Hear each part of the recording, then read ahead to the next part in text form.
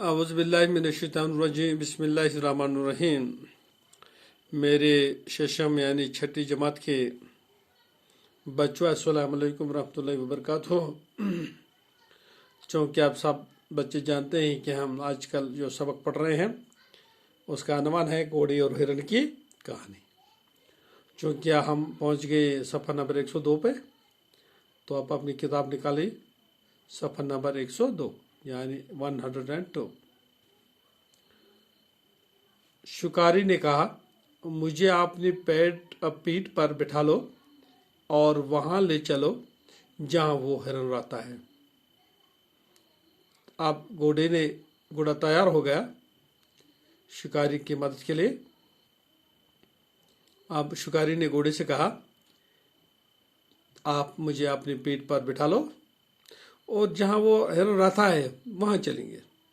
घोड़े ने शिकारी को अपनी पीठ पर बिठा लिया तो शिकारी ने कहा, भाई घोड़े, बात सुनो, अगर तुम्हें एतराज न हो तो मैं तुम्हारे मुंह में लगाम डाल दूं।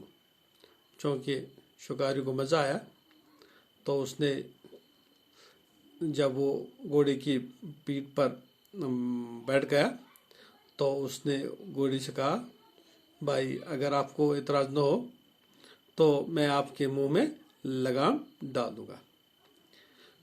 लगाम से क्या होगा? घोड़े ने पूछा। चूंकि घोड़े ने शिकारी से पूछा, अगर आप लगाम लगाओगे इससे क्या होगा? शिकारी ने कहा, लगाम से ये फायदा होगा कि जिस तरफ हिरन नजर आएगा मैं उसी तरफ लगाम मोड़ दूंगा, तुम उधर चल पड़ना। चूंकि शिकारी ने इसका ये फायदा बता दिया कि जिस तरफ हिरन नजर आएगा मैं लगाम को वहां से मोड़ दूंगा, तुम सिर्फ चल पड़ना और फिर मैं इससे अपने तीर का शिकार बना सकूं या निशाना बना सकूं। तो इस तरह से इसने बोला कि मैं लगाम को वहीं से मोड़ दूंगा, तुम चल पड़ना, फिर मैं अपने तीर से उसका निशाना लगा दूं। घोड़ा तो हर कीमत पर हिरन से इंतकाम लेना चाहता था।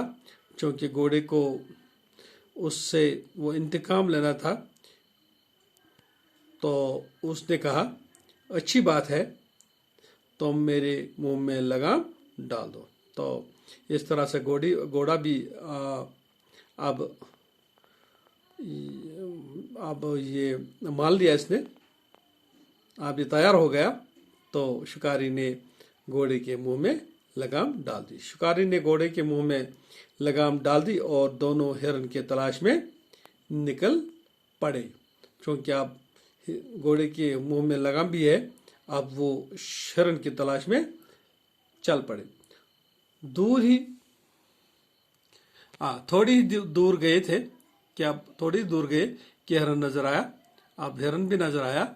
घोड़े ने कहा, यही वो हिरन है, तुम इसे मार डालो। तो उस घोड़े ने शिकारी से बोला कि यही वो हिरन है, आप जल्दी फौरन इसे मार डालो। क्योंकि बस आज जितना ही, कल और पढ़ेंगे। जब तक के लिए खुदा हाफिज़। अस्सलाम वालेकुम रहमतुल्लाहि व बरकातुहू।